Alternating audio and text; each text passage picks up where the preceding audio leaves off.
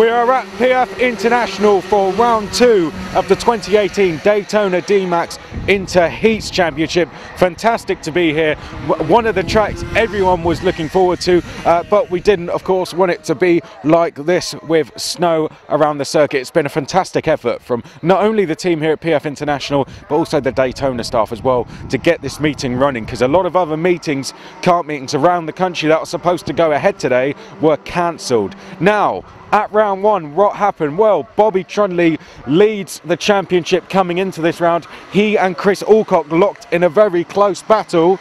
I was going to try and pick them out for you, but can't quite see them at the moment, as they are just heading now up towards the back straight. But it's Bobby Trunley and Chris Alcock who are close in terms of the championship. Richard Lacey, who was 3rd in the championship, for some reason is not here. Could be down to weather conditions, could be down to something else. But either way, that opens up the gap now for the likes of someone like Mike Coppin to fill that spot.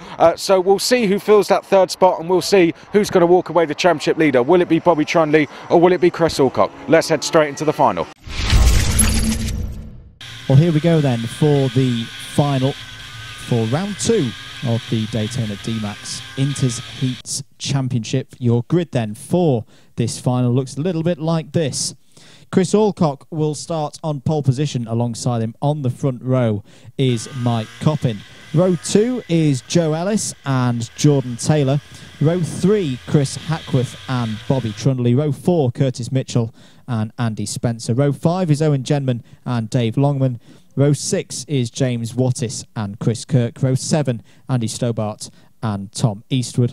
Row 8, 16 karts on the grid, Lee Carey and James Browning. Just to run through a bit of housekeeping as well, the 3 heat winners so far in this round: Bobby Trunley in Heat 1, Jordan Taylor in Heat 2, and Chris Alcock, your pole sitter, won Heat 3. So the drivers are coming round the final few corners now. This front row is actually a repeat of how Heat 3 finished. So Chris Alcock and Mike Coppin go head-to-head once again. Drivers coming round the final corner now. We're ready for the final. It's Inter Heats round 2, and away we go. Very even start, and it looks like Alcock's going to lead into turn 1. Are they all going to make it through? Yes, just about. But is that Joe Ellis? I think it is. Joe Ellis up into 2nd place. Good start from him as they come round the banking.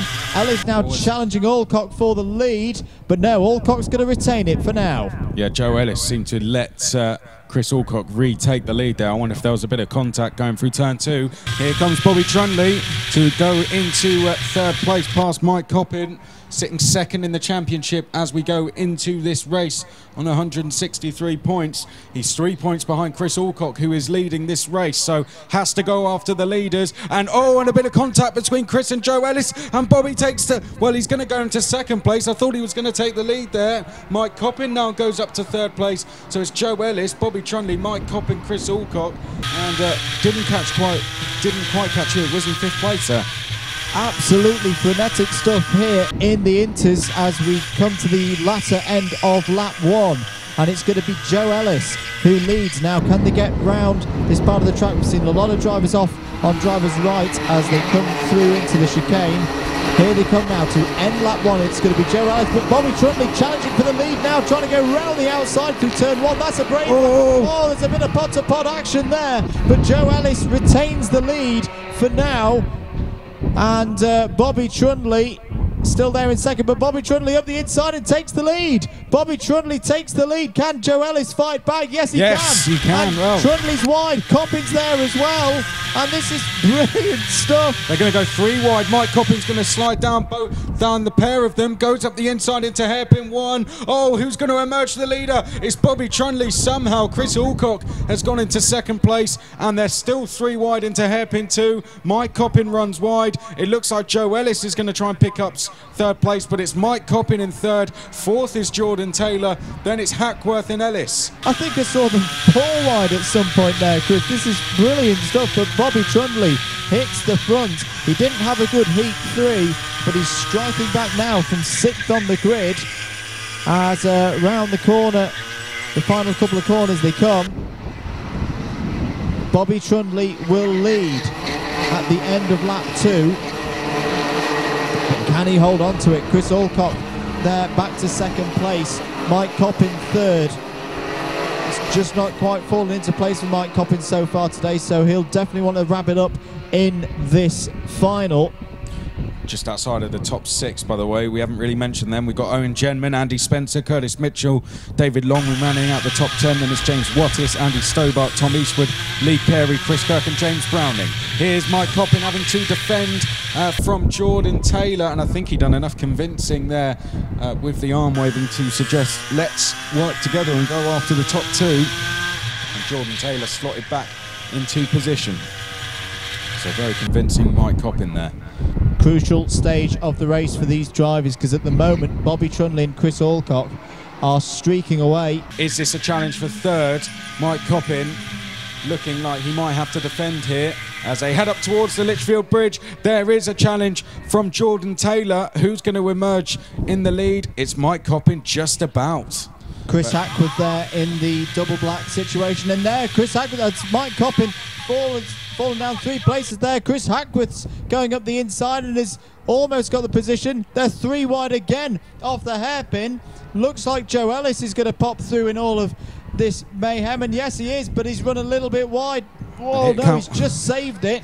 Well, here come Andy Spencer and Owen Genman as well. Not only that, but we've got David Longman, Curtis Mitchell. So this battle stretches all the way back to 10th place at the moment. But what this is doing, Chris, is it's giving Trunley and Alcock all the time in the world that they need. They are gone. They are gone in first and second. We've got a repeat of round 1, the round 1 final, where Trunley came out ahead of Alcock. And here we go, start of a new lap. The gap now between second and third is 4 seconds. It's 4 seconds. They are gone. Well, it's Trunley who is the quicker of the lead pair. 1:10.8. That's a new fastest lap from Bobby Trunley. But this battle from third all the way down to 10th is the main focus on track, unless Chris Alcock can get close to Bobby Trunley. If it stays like this between the 2 leaders, Bobby Trunley will lead the race meeting 2 points in the lead of the championship as Owen Genman goes up the inside of Mike Coppin there. That's a good move from Owen Genman. Was indeed deep on the brakes. Mike Coppin going backwards at the moment, and I think is that Curtis Mitchell trying to get involved in the red suit and the white helmet. Yeah, he's going to make 1 place, and I think that was on Jordan Taylor. Look at Chris Hackworth, he's going to try and move into the chicane here. He is, and I think he's going to take 3rd place. Yes, he takes it away from Joe Ellis. Andy Spencer's trying to get involved again. He's had a good run so far today. 3rd in Heat 3. So we know he's on good form. Round the final complex once more through the final chicane. Trunley sets the fastest lap of the race, a 1 minute 10.742. Owen Genman still leading this next queue of karts, but David Longman, the danger man, as a mistake from Mike Coppin there is going to allow Jordan Taylor to go back through, and Jordan Taylor now goes into 8th place. Curtis Mitchell waits to potentially make things even worse here for Mike Coppin. And there he goes, Curtis Mitchell up the inside of Mike Coppin, and Mike Coppin's going to be run wide, and Curtis Mitchell unable to make the place as he... Oh, and well, there's contact between the pair, and it's Mike Coppin who still stays in 9th place, Curtis Mitchell in 10th. Andy Spencer just holding and waiting there for the opportunity to arise. Lacey has a little look over the shoulder. He looked the wrong way, and Spencer nearly took that as an opportunity to go up the inside for 4th place. Owen Genman is trying to fight off David Longman for 6th place at the moment. Hackworth goes defensive up through the banking. Ellis trying to force his way through, can't make it there. Spencer's still there as well. I think Spencer's playing a very sensible game here, just waiting, but there's the opportunity. He's through and up into 4th place. There goes Andy Spencer. Now, can Andy Spencer do anything about Chris Hackworth? Spencer started P8 on the grid. This has been a really good Inters final from Andy Spencer, but he wants something more. He wants that podium, and he needs to wrestle it away from Chris Hackworth. 3rd, meanwhile, still raging on, still Hackworth ahead of Spencer, but Spencer's got a couple of opportunities to overtake.